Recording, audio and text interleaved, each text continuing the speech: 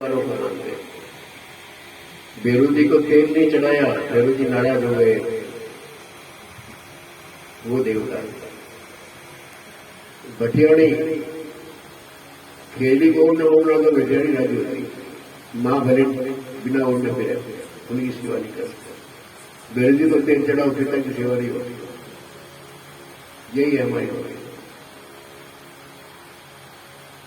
भूमिया जी जब तक जीते थे तब तक, जब तक बिगाड़ लिया और मरने के बाद में तो नारियल नहीं छोड़े, उनको हम मानते हैं।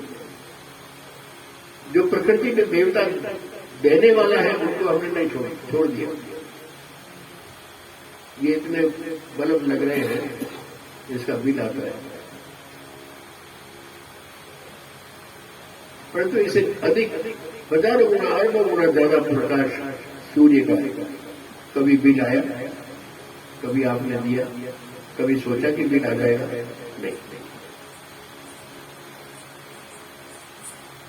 इतना चंद्रमा का प्रकाश, जड़ी बूटी, घास, अन्न, सबके अंदर रस आता है। चंद्रमा का अमर वो बढ़ता है तब रस बढ़ता है। कभी चंद्रमा को आपने प्रणाम किया?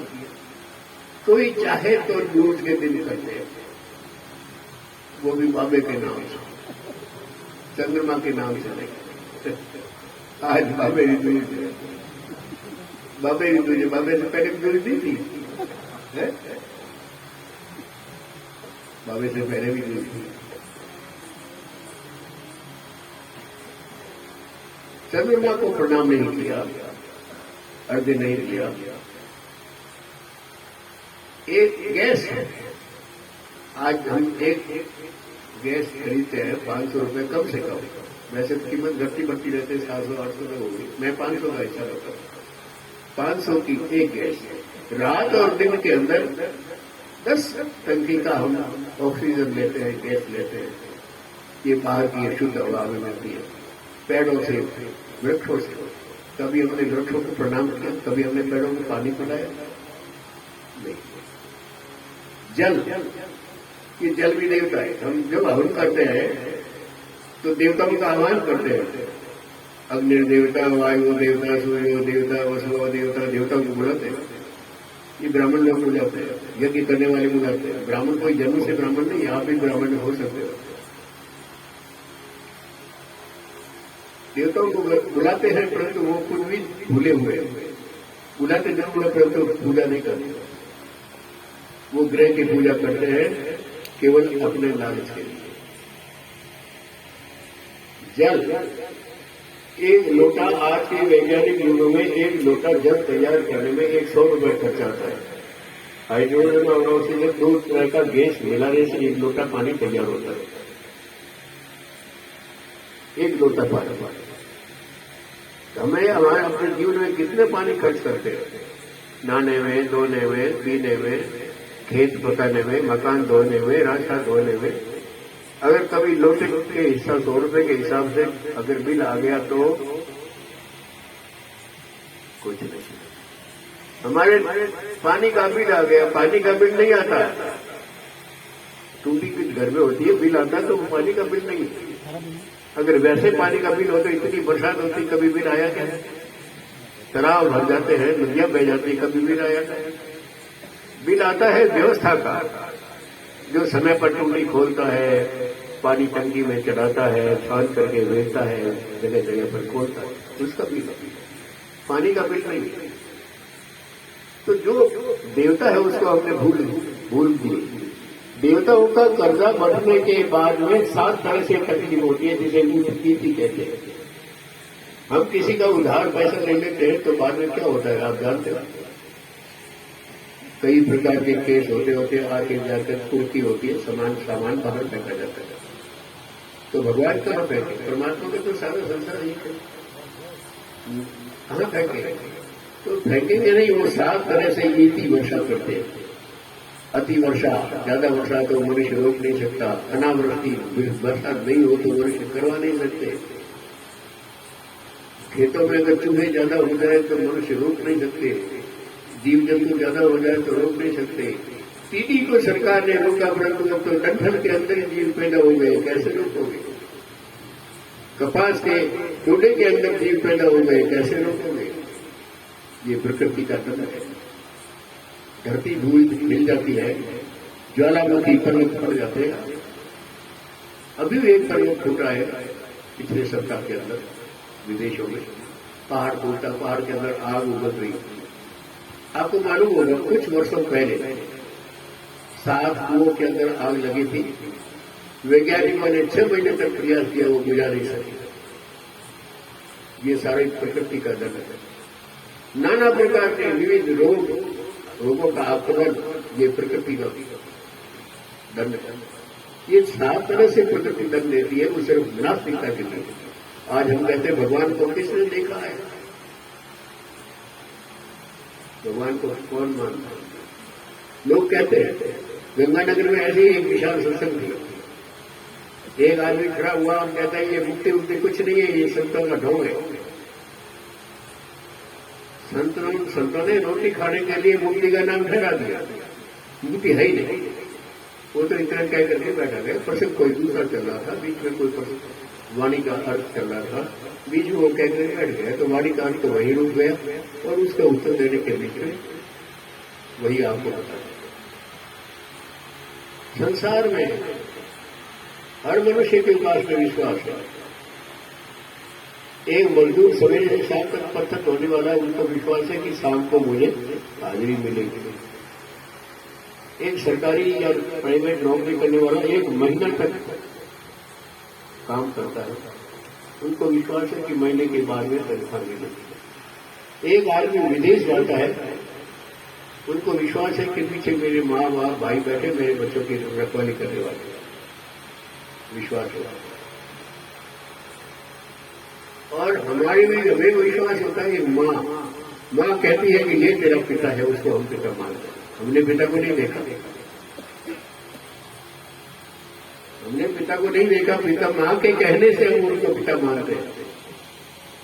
सब जगह विश्वास चलता है, परंतु एक विभाग ऐसा है जिसमें विश्वास नाम की कोई चीज नहीं सिखाई जाती, वो है पुलिस विभाग। उसमें बड़े से बड़े कितना भी हो, एक बार उनको बैठा देंगे, बट अगर वो कोर्ट में जाएगा तो पुलिस यही कहेंगे हमें शक था। पुलिस को ये सिखाया जाता है कि आप शकिया नजर से देखो हर आदमी को, शकिया नजर से देखो। तो नास्तिक जो है वो शकिया नजर से देखते हैं सबको। मुक्ति नहीं है, शकिया नजर है। राम जी नहीं है, शकिया नजर है। ये संत बैठे हैं, ये शकिया नजर है। संतों ने एक जगह पर कोई भंडारा था, नेता इकट्ठे हुए, नेताओं के मुंह से निकल गया संत क्या देते? संतों ने कुछ नहीं दिया। जब आशीर्वाद का समय आया, मैंने कहा संतों ने दिया वो आज तक बादशाहों ने नहीं दे सके, राजा नहीं दे सके। जिसको संत दे सके वो आज सेठ साहूकार नहीं दे सके। जो संत देते हैं वो ये नेतागण नहीं दे सके। संत देते हैं परंतु लेने वाला कोई नहीं है। मैं देता हूं, कोई शराब नहीं पिएगा तो हाथ खड़ा करो। नहीं, उस समय की बात है। उन नेताओं के सामने मैंने कहा भी आप बैठे हो, संत देते मैं देता हूं, शराब मत पियो। एक भी नेता ने आप खड़ा नहीं किया। तो आप तो ऊंधे खड़े हो, लेने वाला कोई नहीं है, संत देता है। और संतों ने अगर नहीं दिया होता तो आज तक ये राजनीति नहीं रहती। संतों ने नहीं दिया होता तो ये कला कारीगरी नहीं रहती। संतों ने नहीं दिया होता तो वेद शास्त्र पुराण ये नहीं रहते। ये सब संतों की महिमा है। संतों ने दिया वो बादशाह नहीं दे सके। बादशाह देते हैं दंड, संत देते हैं क्षमा। संत देते हैं धर्म। संतों ने जो राजनीति बनाई, अरबों वर्ष पहले बनाई, वो आज तक कायम है। और विधान बनाने वाला परिवर्तनशील है। भारत के अंदर 365 धाराएं थी, 105 धाराएं बदल चुकी है। किसी को मालूम पड़ा? 105 धाराएं बदल चुकी है। और अम्बेडकर वाले कहते हैं विधान नहीं बदलने देंगे, विधान नहीं बदलने देंगे, और बदल चुकी है। और कुछ धाराएं और जाने वाली है। परंतु संतों ने जो अरबों वर्ष पहले कहा था चोरी मत करो, आज हम भी कहते हैं चोरी मत करो। संतों ने कहा था स्नान करो, आज हम भी कहते हैं स्नान करो। संतों ने कहा था झूठ मत बोलो, आज तक हम कहते हैं झूठ मत बोलो। संतों ने कहा हिंसा मत करो, आज तक भी हम हिंसा मत करोगे। 800 वर्ष पहले जो नियम बनाए थे वो अटूट नियम है। संतों ने जो नियम बनाए वो कभी बदलने वाले नहीं, और राजनेताओं के नियम तो बदलने वाले हैं, जो कल था वो आज नहीं। ये देवताओं का कर्जा, जब हम उपासना करेंगे, नाम जप करेंगे, सिमरण करेंगे, तब ये कर्जा उतरता है हमारे पर सिमरण कोई नहीं करता। दूसरा कर्जा है ऋषियों का। ऋषियों ने ये जितने भी वेद शास्त्र पुराण लिखे, ये सब ऋषियों ने लिखे। ये जितनी कारीगरी संसार में है वो सब ऋषियों की है। हम कहते हैं अंग्रेजों ने हवाई जहाज बना दी, अंग्रेज बाद में आए, अंग्रेज से पहले स्वामी दयानंद हुए 200 वर्ष पहले, 250 वर्ष पहले, और उन्होंने ऋग्वेद आदि भाष्य भूमिका लिखा, उसमें हवाई जहाज बनाने की सारी विधि लिखी, ऐसे करने से ऐसा होता है, ऐसा होता है। वो कैसा है? वेदों के अंदर, वेदों में सारी विद्या है। आज नास्तिक कहते हैं वेदों में क्या है? वेदों में सब है, और संसार के जितनी भी शास्त्र है उस सबके अंदर ऋग्वेद सबसे पुराना है। ऋग्वेद से पहले कोई शास्त्र नहीं। जितने धर्म है उस धर्म के पहले किसी व्यक्ति का नाम है, परंतु सनातन धर्म के बीच में किसी व्यक्ति का नाम नहीं। बुद्ध के बाद में बौद्ध धर्म है, महावीर के बाद में जैन धर्म है, गोविंद के बाद में सिख धर्म है, यीशु मसीह के बाद में ईसाई धर्म है, मोहम्मद के बाद में मुस्लिम धर्म है, परंतु सनातन राम के पहले भी था, कृष्ण के पहले भी था, नरसिंह अवतार हुआ उससे भी पहले था, वामन अवतार हुआ उससे भी पहले था। सनातन धर्म बना दिया। किसी भी एक ऋषि का नाम नहीं है, किसी ने चलाया। सनातन का हम जय तो बोलते, पर सनातन का मर्यादा नहीं जानते। हम सनातन का अर्थ क्या है कोई नहीं जानता। जय हम जन्म बोलते। सनातन जो पुनर्जन्म को मानता है वो सनातनी, ओम को मानता है वो सनातनी, तो और वेद को मानता है वो सनातनी, ईश्वर को मानता है वो सनातनी। हम सनातन कहते हैं। ऋषियों ने ये नाता जो बनाया, रिश्तेदारी बनाई, ये सब ऋषियों ने बनाई, वरना ये तो बुआ भतीजी तो काका मामा ये सब गधा गतियों में है, पशुओं में भी है, परंतु उसमें बुद्धि नहीं है। धारण करके बुद्धि नहीं है। परमात्मा ने मनुष्य को बुद्धि धारण करने की शक्ति दी है। देवताओं ने, ऋषियों ने ये धारण करने के लिए नियम बना दिए। उस नियम को पालन करने के लिए समाज बना, और समाज के अंदर 4 वर्ण बने। आज हम कहते हैं ब्राह्मणों ने हमको उड़ा दिया, मनु जी ने उड़ा दिया। मनु जी ब्राह्मण थोड़े थे, मालूम नहीं है किसी को। मनुवादियों ने हमको कहा, मनुवादी मनु ब्राह्मण था ही नहीं, मनु क्षत्रिय था। और बड़ी गजब की बात है, उन्होंने हमें 4 वर्णों में बांटा, ब्राह्मण क्षत्रिय वैश्य, परंतु आज 11 भागों में बांटे हुए। वो 4 में था और आज 11 है। आज ब्राह्मण अपनी जगह पर है, बनिए अपनी जगह पर है, राजपूत अपनी जगह पर है, जाट अपनी जगह पर है, विष्णु अपनी जगह पर है। ओबोशी 100 जाती है ओबोशी में। एसटी एससी के अंदर 100 हो जाती है। एसटी घुमकर, वनवासी, आदिवासी, कितने गिनते जाओ। वैसे 11 टुकड़ों में इस नेताओं ने बांटा है हमको, और हम उस नेताओं के गुलाम आज तक भोग रहे हैं।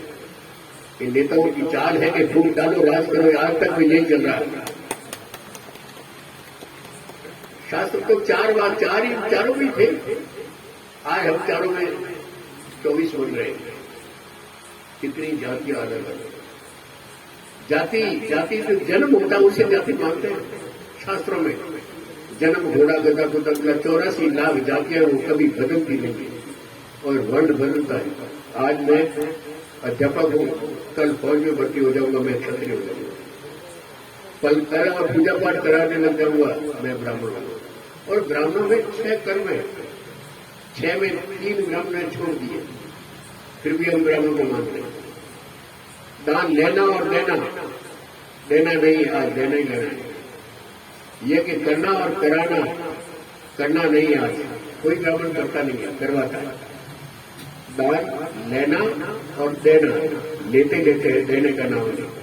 विद्या पढ़ना और पढ़ाना, आज केवल रोटी के लिए आप पढ़ते हैं, किंतु एक अक्षर भी विद्या ब्राह्मण नहीं पढ़ता पढ़ाते। अभी मैं कोई ज्योतिष की मोट दोहावली लिख रहा था, तो एक, हालांकि उसकी गणित संख्या 3-4 नंबर से मैंने लिखी है, परंतु मैंने एक ब्राह्मण को पूछा कि ये शके सम्मत में अपने विक्रम संवत कैसे निकाला जाता है, और 60 वर्षों के नाम है। 60 वर्ष में अभी जो चल रहा है, इस वर्ष के लक्षण है बराबर जो हो रहा है। 20 वर्ष ब्रह्मा जी के, 20 वर्ष विष्णु के, 20 वर्ष शिव जी के, अपनी शिव जी की 20 चल रही है। तो ये 20 कैसे निकाली जाती है? उन ब्राह्मण को मैंने फटकार तक पहले नम्रता से पूछा, फटकार करके पूछा, नहीं बताया। वो देखे हमारी विद्या चली जाएगी। ये तो ऋषियों का कर्जा हमारे ऊपर कब उतरता है कि जब हम उनकी श्रीमती यादगार बना ले रहे हैं। ये महर्षि का, शिव जी का हमारे ऊपर कर्जा था और कर्जा है। जब ये पूजा प्रतिष्ठा होगी और इनके नाम का बढ़ाएंगे तो कर्जा उतरेगा। आज 34 पीढ़ियां हुई। गोविंदास जी ने बड़ा सहयोग दिया मुझे। मैं पूछता रहा, किसी पीढ़ी का कोई जन्म हुआ, माँ बाप का नाम, गिद्दी पर बैठा हो, निर्वाण हुआ हो, कोई तिथि नहीं। ये समाज की अंधेरी है। मैंने सबका खंडन किया। इतिहासकारों को भी पूछा है, इतिहासकारों को भी नहीं छूटा। इतिहासकारों की कलम टूट गई, इतिहासकारों ने पक्षपात किया और स्वर्ण जातियों का इतिहास लिखा और इनका इतिहास लिखा दिया। और अपनी समाज की भी गलती रही है, कुछ पीरों की गलतियां भी रही है, जो गिद्दी पर बैठे हुए पीछे वालों को भूल गए। अपना ध्यान रखा। अब सिर्फ गोविंदा जी के पास 2 पीढ़ियों का नाम संसमत मिले, बाकी तो किसी के पास पीढ़ी कोई है ही नहीं। 32 पीढ़ियों के कोई नाम निशान नहीं, कोई खाली नाम की पीढ़ी है। यही धन्यवाद है कि नाम तो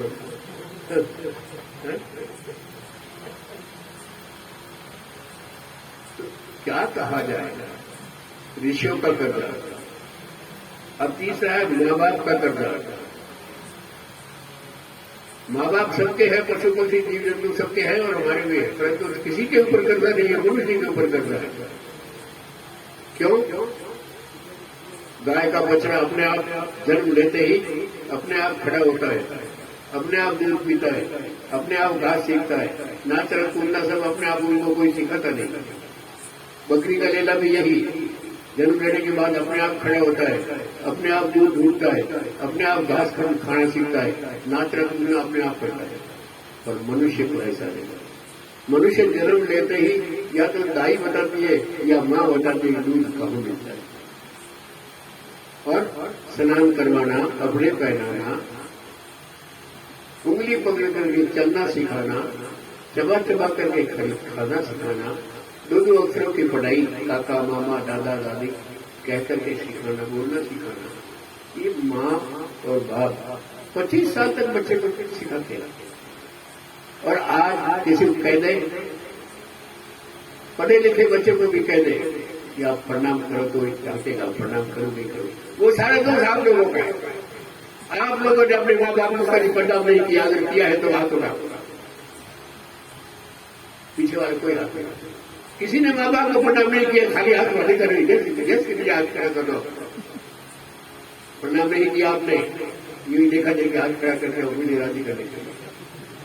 अगर आपने किया होगा तो आपकी औलाद आपको प्रणाम करती, ये इसका प्रमाण। बच्चे जो देखते हैं वही करते हैं। गीता में कहा जो बड़े करते हैं वही छोटा करते हैं। अगर आपने माँ बाप को प्रणाम किया होगा तो आज आपके बच्चे इसको नहीं करते, प्रणाम करते। और मैं पूछता हूँ, सच्चे दिल से बताओ, कितने आपके औलाद है जो सवेरे उठते ही आपको प्रणाम करते है? किसी का? कोई नहीं। क्यों? उन्होंने आपको देखा ही नहीं, आपने कभी प्रणाम किया ही नहीं। आपको नहीं देखा तो वो कैसे करेंगे? आज बच्चों को हाथ पकड़ कर लाते हैं, कर प्रणाम बाबा जी को, और बाबा जी से डराते हैं, ये बाबा थोड़ी भी ध्यान दे दे, कान काट दे। अब वो बच्चा तो डरता है, और हम आगे करके हाथ जोड़ा। क्या गैर समाज में ऐसा नहीं, छोटे बच्चे अपने आप जाकर के दंडवत करते, प्रणाम करते। ये हमारी ओछी सोच ओछी, हमारे व्यवहार ओछे। माता पिता का कर्जा कब उतरता है? आज की युवा पीढ़ी भटक रही है, माँ बाप को पूछते नहीं है। आज माँ बाप एक तरफ है, जिनकी एक बेटा है वो दोनों की अलग पढ़ा रहा है, माँ बाप दोनों की अलग पढ़ रही है। यही संतान के संस्कार है। माँ बाप की सेवा करने से ये कर्जा उतरता है, माँ बाप की आज्ञा मानने से ये कर्जा उतरता है, और उनके अधूरे रहे हुए कार्य को पूरा करने से ये कर्जा उतरता है। और नहीं तो फिर घोड़ा गधा बनकर 84 लाख उतरते रहेंगे। ये न तो आदमी यहाँ बैठे हैं, लगभग बड़े उम्र वाले हैं, और जवान या छोटे बच्चे कोई नहीं है। क्यों? सब उनको सत्संग नहीं चाहिए, उनको संस्कार नहीं चाहिए क्या? हम लाते नहीं होते।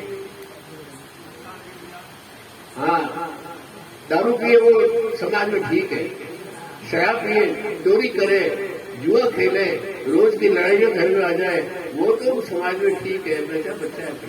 पर तो साधु बनने करे और बिगड़ गया। मेवा समाज में साधु बनना एक अपराध है, बिगड़ गया। पुराने टाइम में तो पढ़ने वास्ते साधु घर में बैठा तो कह रहे मजा, 2 अक्षर सीख जाओ, मना करते हैं। अगर ये 5 ये 3 ऋण नहीं उतारे तो मनुष्य नहीं है।